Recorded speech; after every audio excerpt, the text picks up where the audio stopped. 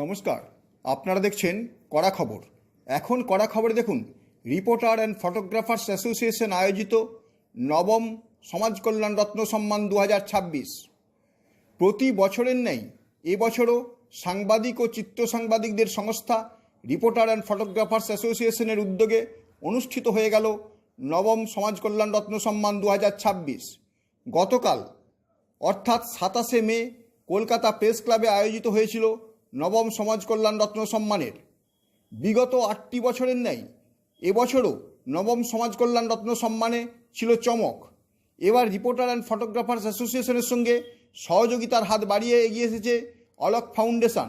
নবম সমাজ কল্যাণ রত্ন সম্মানে মঞ্চে উপস্থিত ছিলেন সংগঠনটির প্রেসিডেন্ট দেবযানী ঘোষ সহ প্রধান অতিথি অধ্যাপক ডক্টর মদনচন্দ্র করণ বিদ্যালঙ্কার। বিশেষ অতিথি হিসেবে উপস্থিত ছিলেন বেঙ্গল মেন্স ফোরামের কর্ণধার নন্দিনী ভট্টাচার্য, সম্পাদক অনুপ কুমার বর্ধন, সহ সম্পাদিকা শুভ্রা নায়েক, সাংস্কৃতিক সম্পাদিকা মৌসুমী বর্ধন প্রমুখ। এবছর মোট 13 জন সমাজ কল্যাণ রত্ন সম্মানে সম্মানিত হলেন। তারা হলেন Debkumar De, Shyamal Talukdar, rotary club of Calcutta Sundarban, পশুপ্রেমী শুভ্রা নায়েক, অপরাজিতা বোস, সগুপ্তা হানাপি, সমাজসেবী নন্দিনী ভট্টাচার্য, রঞ্জিতা সিনহা, তপন সর্দার, সুশান্ত কুমার মণ্ডল, শ্রী আতঙ্ক, সমাজসেবী জয়দেব দাস, লক্ষ্মীনারায়ণ জানা প্রমুখ।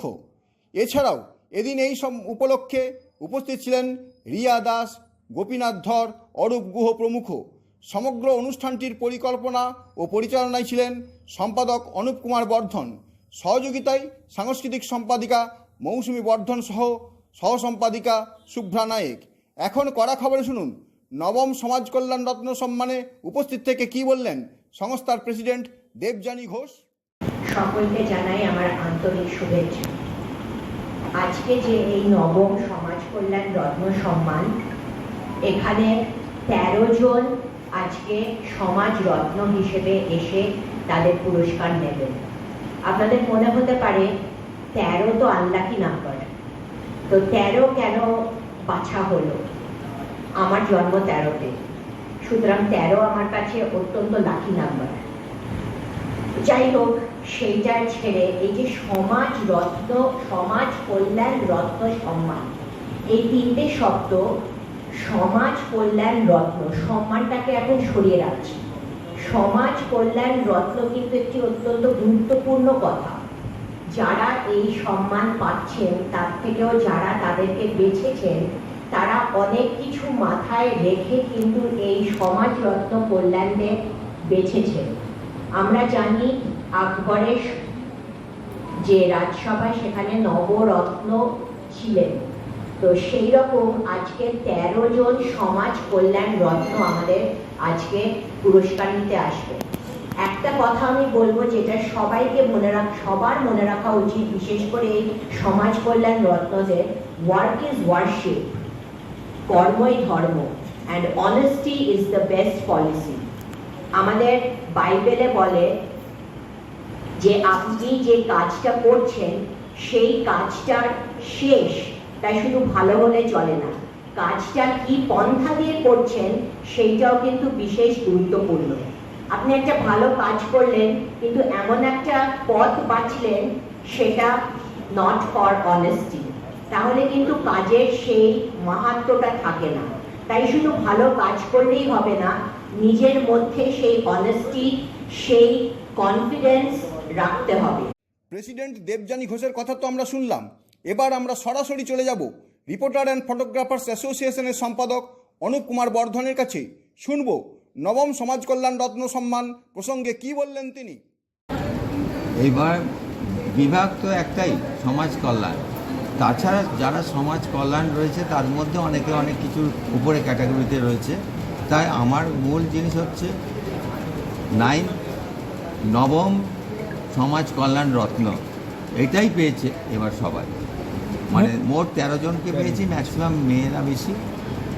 এই কোন কোন সেক্টরে ছিল বলছে? সেক্টর বিভিন্ন, মহিলা সমাজের বিভিন্ন জায়গায় যারা, কেউ মৎস্যজীবী আছে, কেউ কুকুরের উপরে রয়েছে, কেউ মানুষের উপরে রয়েছে, বা পুরুষ সমাজের উপরে কারা আছে, এবং তার মধ্যে একজন লটারি ক্লাব আচ্ছা। তাকে দেওয়া হয়েছে। তারা তো আচ্ছা, প্রচুর ভালো কাজ করে, তাদেরকে দেওয়া হয়েছে।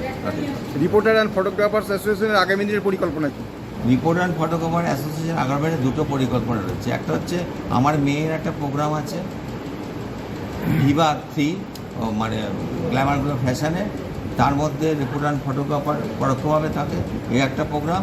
তারপর আছে সাংবাদিকদের উপরে, যারা সাংবাদিকরা প্রচুর কাজ করে তাদেরকে সম্মান দেব। তারপর আছে ভারত গৌরবের প্রোগ্রাম। এর মধ্যেই সাংবাদিক অ্যাওয়ার্ডটা আমি করবো। খুব সম্পাদক অনুপ কুমার বর্ধনের পর আমরা সরাসরি চলে যাব এদিনের প্রধান অতিথি অধ্যাপক ডক্টর মদনচন্দ্র করণের কাছে। শুনবো তিনিই বা কী বললেন। আমাকে এখানে প্রধান অতিথি আকারে নিয়ে আসা হয়েছে। তো একজন অতিথি হিসাবে আমি প্রথমেই তাদের শুভাকাঙ্ক্ষী মানুষ, সেজন্যই তারা আমাকে ডেকেছেন। এই সমাজ কল্যাণ রত্ন আমার খুব পছন্দ হয়েছে, কারণ সমাজের বৃহত্তর অংশ মানুষ কাজ করে সমাজের কল্যাণে। সেখানে আমাদের মতো বুদ্ধিজীবীদের সংখ্যাটা কিন্তু অনেকটা কম। তো সমাজের বৃহত্তর অংশে যারা নানাভাবে, কেউ চাষবাসের ক্ষেত্রে, কেউ জীবিকার ক্ষেত্রে, কেউ সমাজ কল্যাণের এই ক্লাব আছে রোটারি ক্লাব, সেখান থেকে কেউ নারী কল্যাণ মন্ত্রক থেকে, কেউ পুরুষ কল্যাণের জন্য আসছেন। এই যে বিভিন্ন বিভাগ থেকে রিপোর্টার্স অ্যান্ড ফটোগ্রাফার্সরা এবং এই অলোক ফাউন্ডেশন, এনারা যারা দিচ্ছেন এই পুরস্কারটা, আমার মনে হয়েছে খুব ব্যালেন্স চিন্তাভাবনা। সমাজের নানা শ্রেণীর মানুষকে তুলে ধরার একটা প্রয়াসের মধ্যে দেখতে পাচ্ছি। আর আপনি এটা পুরস্কার নিয়ে আমি বলতে পারলাম, আমার মনে হচ্ছে একটা পজিটিভ সাইন আছে। আগামী দিনে এই রকম প্রবণতা যদি আরও বেশি করে বৃদ্ধি পায়, নিঃসন্দেহে আমাদের সামাজিক কল্যাণ বেশি হবে। সমাজ কল্যাণ রত্নরা আমাদের সামনে আরও নতুন রত্নদের আমদানি করতে পারবে, সমাজের বৃহত্তর কল্যাণ হবে। বিশেষ অতিথি হিসেবে উপস্থিত ছিলেন এবং সম্মান প্রাপক হিসেবে উপস্থিত ছিলেন বেঙ্গল মেন্স ফোরামের কর্ণধার নন্দিনী ভট্টাচার্য। তিনি কি বললেন তাই শুনবো এবার। খুবই ভালো লাগছে আজকে যেরকম একটা পুরস্কার পাওয়া, বিশেষ করে মানে রিপোর্টার্স এবং ফটোগ্রাফার অ্যাসোসিয়েশনের কাছ থেকে এরকম পেলে তো আরও ভালো লাগে, কারণ যে কোনো কাজ তো মিডিয়ার সঙ্গে না থাকলে তার সাফল্য আসে না। এবং তো আমাদের এই কাজটার ক্ষেত্রে বলতে পারি আজকে যেখানে এসে দাঁড়িয়েছি বা যে সামান্য সাফল্য, সেটা মিডিয়া না থাকলে সম্ভব হতো না। তাই আপনাদের সবার কাছে আন্তরিকভাবে কৃতজ্ঞ যে আমাকে এই পুরস্কারটা দেওয়ার জন্য আপনারা যোগ্য মনে করেছেন। এবং ভবিষ্যতেও আমাদের এই কাজের আরও যে সাফল্য যদি আসে, যদি আমরা আরেকটু এগোতে পারি, আপনাদের তো সঙ্গে থাকতেই হবে। যে আপনাদের বিশেষ করে এই ধরনের যে আপনাদের তরফ থেকে পাওয়া সম্মান বা পুরস্কার, সেটা আমাদেরকে আরও অনেক এগিয়ে যেতে সাহায্য করবে এবং ভবিষ্যতে যারা এরকম কাজ করবেন তাদের জন্যও অনেক উৎসাহ প্রদান করবে বলেই মনে করি। চাইবো আপনাদের এই কাজটা, এই সম্মান প্রতি বছর এভাবে সমারোহের সঙ্গে পালিত হোক। আপনারা সবাই আমাদের সঙ্গে থাকুন, আমাদের যদি কাজ ভালো লাগে তার সঙ্গে থাকুন, উৎসাহ দিন এবং আপনারাও আপনাদের যে কোনো কাজে আপনাদের জয়যাত্রা অব্যাহত থাকুন। সবাই খুব ভালোবাসুন। এখন শুনবো এদিন নবম সমাজ কল্যাণ রত্ন সম্মানে সম্মানিত হওয়ার পর কি বললেন বিশিষ্ট সমাজসেবী জয়দেব দাস। মানুষের সমাজসেবা কাজকে এগিয়ে নিয়ে যাওয়া, আগামী দিন আরও চাইব, যেহেতু পিছিয়ে পড়েছি, এই জীবনসা ফলস কেসে যেমনি আমাকে পিছিয়ে দিয়েছে, আগামী দিন এই জীবনসার বিরুদ্ধে আমার লড়াই থাকবে, আমার অত্যাচার বিরুদ্ধে আমার লড়াই থাকবে। যেভাবে বিজেপি কর্মীদের ওপর তৃণমূলে সন্ত্রাস চলেছিল তার উল্টো প্রমাণ এখন দেখা না, কিন্তু সেক্ষেত্রে বিজেপি কর্মীরা যথেষ্ট সংযতভাবে কাজ করছে এবং তারা কিন্তু তৃণমূলের যে ঘর চালান তাদেরকে ঘরে ঢোকানোর ব্যবস্থা করছে। এটাই হচ্ছে ভারতীয় জনতা পার্টি নরেন্দ্র মোদীর নেতৃত্ব। 4 তারিখের ফল ঘোষণার পরে আমাদের বিজেপি সভাপতি, আমাদের রাজ্য সভাপতি যেভাবে বলেছে যে তৃণমূলকে 6 তারিখে কর্মীদেরকে এনে মাছ ভাত খাওয়ানোর জন্য, সে 4 তারিখ আগেই বলে দিয়েছে। কিন্তু 5 তারিখে বিকালবেলা তখন বললো সব কিছু যে তাদেরকে ঘরে ফেরাতে হবে এবং তারা যেন আমাদের যে তৃণমূল যে 2021-এ যেটা করেছে সেটা আমাদের মধ্যে করলে চলবে না। রাজ্যে পালা বদলের পর তুমি কি আশা করছো তোমার নিজের যে সমস্ত তোমাকে বিভিন্নভাবে ইয়ে করা হয়েছে, হ্যারাস করা হয়েছে, সেগুলো সমাধান হবে বলে মনে করছে এবারে? আমি আশা রাখছি। আমি তো অলরেডি 14 তারিখে সিএমকে মেল পাঠিয়েছি, ফলস কেস দিয়েছে, সেটা আমি রিপোর্টও চাইছি। না তো কেসটাকে যদি সরকার মাধ্যমে যদি উদ্যোগ করে সেটা আমার সরকারের উপরে বিভিন্ন জায়গায় সেটা জানাতে হবে, আমি জানাচ্ছি। আর এমনি সেই জানানোর জন্যে আমি চারিদিকে যতদিন যেখানে দৌড়ানো হবে আমি যেখানে পৌঁছানো আমি যাব। এবং 2021-এ যেভাবে আমার নিজেরই ঘর বললে যাচ্ছে, আমি নিজেরই জীবন 4টে বাড়ি আমাদের বললে যাচ্ছে, হাইকোর্ট অর্ডারও ছিল, তারপরেও সত্ত্বেও কোনো মানি হাইকোর্টের অর্ডারকে মানি, কিন্তু আমরা সেই সন্ত্রাস আমরা করিনি। বিজেপি কর্মীরা আমরা নিজেরাই তৃণমূল কর্মীদেরকে ঘরে ঘরে গিয়ে ওনাদেরকে থাকার জন্য ব্যবস্থা করেছি। সবশেষে আমরা চলে যাব রিপোর্টার অ্যান্ড ফটোগ্রাফার্স অ্যাসোসিয়েশনের সাংস্কৃতিক সম্পাদিকা মৌসুমী বর্ধনের কাছে। তার মুখ থেকে শুনবো তিনিই বা কি বললেন। আমার কাছে অ্যাকচুয়ালি বড় করে কিছু বলার নেই। এখানে যা যা বলে দিয়েছে আমার থেকে অনেক সিনিয়র মানুষ, তাদের কথার উপরে বলার মতন আর কোনো ওয়ার্ড আমার নেই। বাট একটা কথা এটাই যে গ্ল্যামার ফ্যাশনের ফাউন্ডার, এই কথাটা শুনতে সত্যি খুব ভালো লাগে যখন নিজের বাবার মুখ থেকে শুনি।